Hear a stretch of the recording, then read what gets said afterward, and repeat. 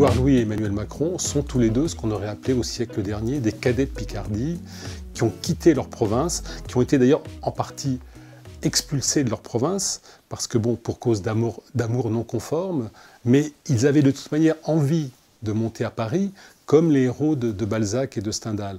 Ils n'ont pas conquis seulement Paris, mais ils ont conquis le monde, jusqu'à devenir peut-être ce qu'on appelle aujourd'hui des personnalités hors sol. C'est un récit qui est le produit d'une crise, la crise des Gilets jaunes. Qu'est-ce qu'elle a montré? Elle a montré que le fossé entre Paris et la province restait béant en France, comme au siècle dernier. Et moi, ce qui m'a frappé, c'est que les insurgés de la France périphérique, comme on dit maintenant pour la province, étaient particulièrement virulents vis-à-vis du président de la République, Emmanuel Macron, qui vient de province, qui est un Picard, donc qui est né à Amiens, et que celui-ci paraissait assez décontenancé par cette crise, par la violence effectivement des insurgés, alors même qu'il avait dû connaître des gens à peu près du même type dans son enfance. Alors évidemment, la réponse facile pour expliquer ce décalage, ce porte-à-faux, c'est que en fait, Emmanuel Macron, comme on le sait, vient d'un milieu bourgeois, ses parents étaient médecins, il vivait dans le Neuilly amiénois, Henryville, et il était dans un lycée bourgeois. Mais en même temps, je me suis dit, tiens, j'ai lu il y a quelque temps le livre d'un romancier picard, Édouard Louis, En finir avec Élie Bellegueule, qui, lui, vient des milieux complètement populaires aussi, et qui a écrit un livre présentant un tableau assez terrible, j'allais dire, de la Picardie périphérique, parce que lui vient d'une zone tout à fait rurale, le Vimeux, qui est en dessous la baie de la Somme. Et ce livre a beaucoup choqué aussi les habitants de son village quand il est sorti.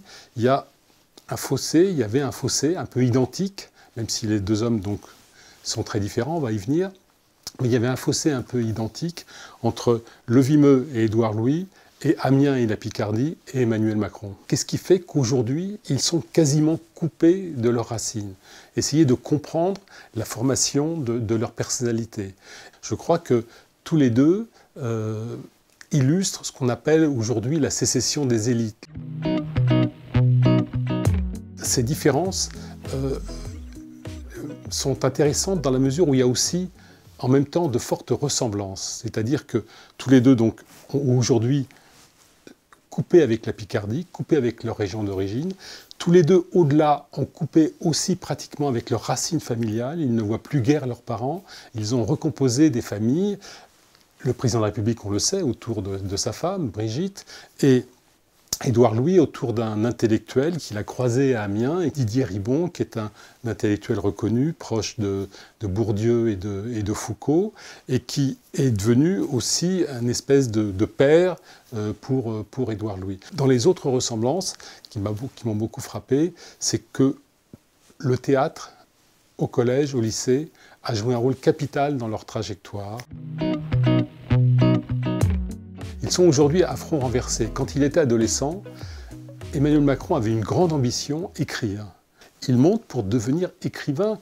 Quant à Édouard Louis, quand il est au lycée, ce qui le passionne, c'est la politique.